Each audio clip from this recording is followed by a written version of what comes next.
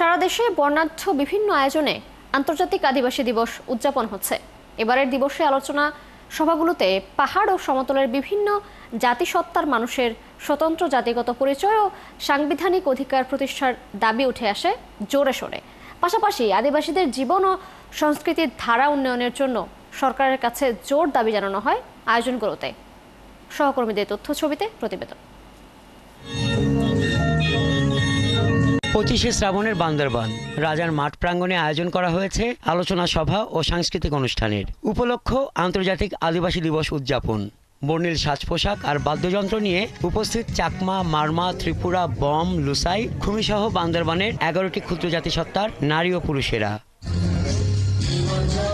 আলোচনা সভায় বক্তারা আদিবাসীদের জীবন ও সংস্কৃতির ধারা উন্নয়নের জন্য সরকারের কাছে জোর দাবি জানান। এদিকে বান্দরবানের থানচিতে আদিবাসী দিবস উদযাপন কমিটির আয়োজনে গণসংগীত এবং আলোচনা সভা হয়েছে। অনুষ্ঠানে থানচিতে বসবাসরত 11টি আদিবাসী জনগোষ্ঠীর জীবন ধারণ ও সংস্কৃতি নিয়ে বিভিন্ন গণসংগীত ও নৃত্য পরিবেশন হয়।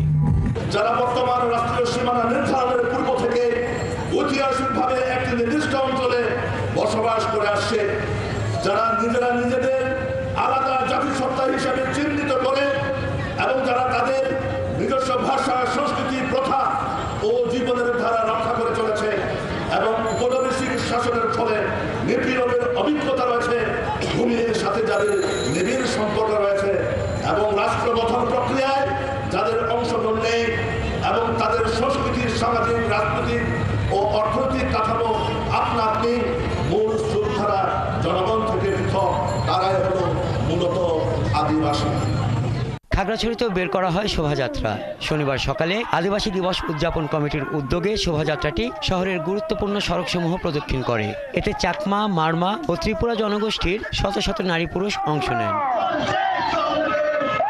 রাঙামাটিতে আন্তর্জাতিক আদিবাসী দিবস উদযাপন কমিটির উদ্যোগে পৌরসভা প্রাঙ্গণে আলোচনা সভায় প্রধান অতিথি ছিলেন সাবেক সংসদ সদস্য উষাতন তালুকদার।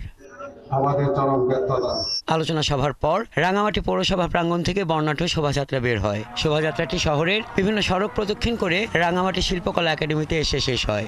এই আদিবাসীদের অধিকার মূলত তাদের ইতিহাস, ঐতিহ্য, সংস্কৃতি, ভাষা, রীতি নীতি, প্রথাগুলো হারিয়ে যাচ্ছে। আমরা হারিয়ে যাচ্ছি। এই হারিয়ে না যাওয়ার জন্য আমাদের এই ভাষাগুলোকে যাতে সংরক্ষণ করতে পারে, আমাদের অস্তিত্ব, আমাদের জাতীয় অস্তিত্ব যাতে আমরা বজায় রাখতে পারি, সেই জন্য এই জাতিসংঘ এই দিবসগুলো পালন করে থাকে। মৌলভীবাজারে আন্তর্জাতিক আদিবাসী দিবস উদযাপন হয়েছে।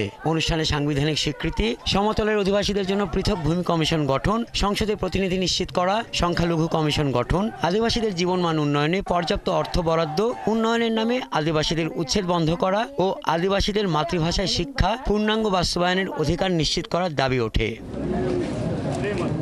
পরে জেলা শিল্পকলা একাডেমি থেকে বের হওয়া বর্ণাঢ্য শোভাযাত্রায় অংশ নেন জেলার বিভিন্ন জনপদে বসবাসরত খাসিয়া, গারো, উরাং সহ 29টি জনগোষ্ঠীর আদিবাসী নারী ও পুরুষ। হাসান আহমেদ, 71।